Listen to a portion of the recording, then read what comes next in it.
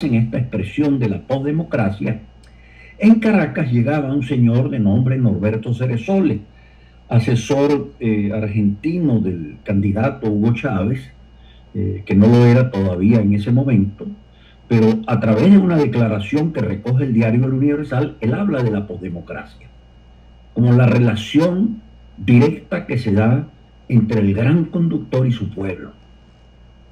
Y ciertamente, el Estado había sido la mediación para la vida política. Los partidos eran una suerte de diafragma entre las sociedades civiles y las organizaciones públicas. Y de la noche a la mañana, el orden institucional del Estado, el leviatán que nos da Hobbes, se diluye, desaparece como consecuencia de esta gran fractura, de esta gran ruptura epistemológica, y quedamos todos al desnudo. Y entonces comienza un proceso de multiplicación microcelular en donde cada quien se organiza de acuerdo con sus estados de ánimo. Esto ciertamente ha venido a afectar de manera directa la concepción que hemos tenido de la democracia, la concepción que tenemos de los partidos, la concepción que tenemos del derecho, incluso en el mundo de la prensa. Yo lo he vivido porque he participado en los últimos 20 años en la directiva de la Sociedad Interamericana de Prensa, y recuerdo que nosotros hace 10 años nos consideramos una herejía, y fue motivo inclusive de debates muy acres entre los directivos de la Sociedad Interamericana de Prensa, el poder aceptar a alguna plataforma digital que se incorporase a esta sociedad, el culto total al medio impreso. Y yo comienzo a advertir que frente a la prensa tradicional comienza a surgir una especie de periodismo subterráneo con sus propias particularidades. Esto obviamente me llevó a preparar un texto que quizás conocerán ustedes en poco tiempo, que es un libro que lleva por nombre El viaje moderno llega a su final.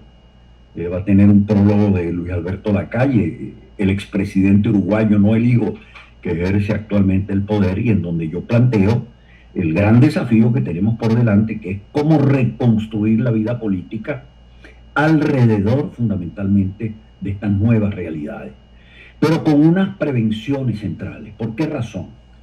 Porque así como yo advierto que después de la enseñanza de Valentín, que había algo que estaba ocurriendo y que no estábamos viendo, bueno, los marxistas no se fueron a Marte, se quedaron en la Tierra. Se agruparon inicialmente alrededor del Foro de San Pablo, y tengo muy presente la primera expresión del señor Castro, cuando dice desde La Habana en el año 89, si se llega a caer el muro de Berlín y se derrumba la Unión Soviética, nosotros seguiremos adelante. ¿Por qué? Porque es que Cuba nunca fue un proyecto comunista. Fue un proyecto comunista tropical, pero en el fondo fue una forma de organización pionera del mundo de la criminalidad alrededor de un Estado, para lograr desde allí impunidad absoluta. Se reúnen en el año 90 y 91 en el Foro de San Pablo, primero en San Pablo, después en México, y ellos trazan las grandes categorías. El que lea esos documentos lo tiene allí a pedido de boca. Ellos en una primera afirmación dicen: tenemos que avanzar hacia el mundo de las identidades históricas. Ellos se daban cuenta del proceso de desmoronamiento del Estado Nacional moderno. Pero con esta particularidad, en paralelo decían: tenemos que luchar por las identidades históricas, y de allí, oh casualidad, que en Venezuela, cuando insurge el mundo militar en el año 92, que pudo hacerlo como ocurría en América Latina, insurgen las Fuerzas Armadas, insurgen los militares para ponerle coto al mundo político que se ha corrompido. Esta vez quienes insurgen no insurgen a nombre de las Fuerzas Armadas venezolanas, sino que insurgen como movimiento bolivariano, vale decir, totalmente separado de los sólidos políticos y culturales que ellos habían conocido. Ellos hablan de la necesidad de rescatar a Martí y de rescatar a Sandino como factores de articulación. En ese momento hablan de otro tema central, dicen: nos van a atacar por una sola razón, van a decir que nosotros estamos vinculados al mundo del narcotráfico. Ya lo dicen, año 89, 90, 91. Oh sorpresa, pasados 30 años, han transcurrido 2 generaciones, agotada la marca de fábrica, el socialismo del siglo XXI, con el cual ellos transitarían en este nuevo ecosistema hecho de redes, disuelto desde el punto de vista de lo nacional, esa advertencia que ellos hacen en ese año, la replica en el año 2009, perdón, en el año 2005, José Luis Rodríguez Zapatero, quien llega al poder a raíz de un atentado de una bomba ocurrida en Atocha, si la memoria me fija. Y en ese instante, cuando eso ocurre, él se dirige a Naciones Unidas.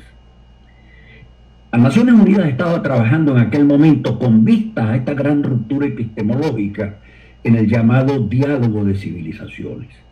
Trataba de responder al desafío que se le había hecho sobre el choque de civilizaciones planteado desde la Academia Americana por Huntington. El presidente iraní reformista le dice a Naciones Unidas: hay que avanzar entonces, ya no a un diálogo de estados ni diálogo de gobiernos que están en un proceso de transición y de crisis, sino un diálogo entre las grandes culturas. En el año 2005, Zapatero se dirige a Naciones Unidas y dice: no, diálogo de civilizaciones no, alianza de civilizaciones. ¿Con qué propósito? Con el propósito, y ahí están las líneas del documento, de impedir que Estados Unidos, cuyos primeros sólidos culturales habían sido destruidos no por una potencia mundial, sino por un grupo terrorista deslocalizado, se caen las Torres Gemelas, y en el momento en que van a perseguir al terrorismo, Zapatero dice: no se puede perseguir al terrorismo.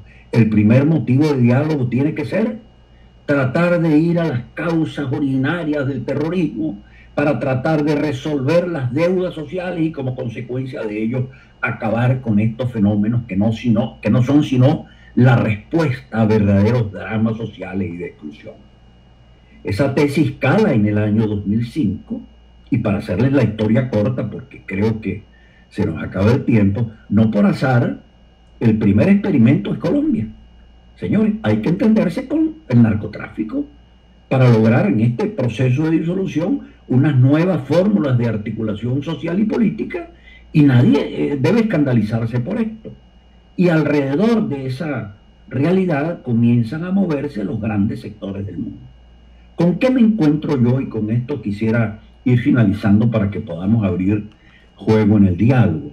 Cuando yo concluyo este texto, el viaje moderno llega a su final, me encuentro con que la agenda del Grupo de Puebla, que nace 30 años después del Foro de San Pablo, y que es una recreación ya no del socialismo del siglo XXI, porque no les sirve más la marca de fábrica, necesitan una nueva. Se habla de progresismo.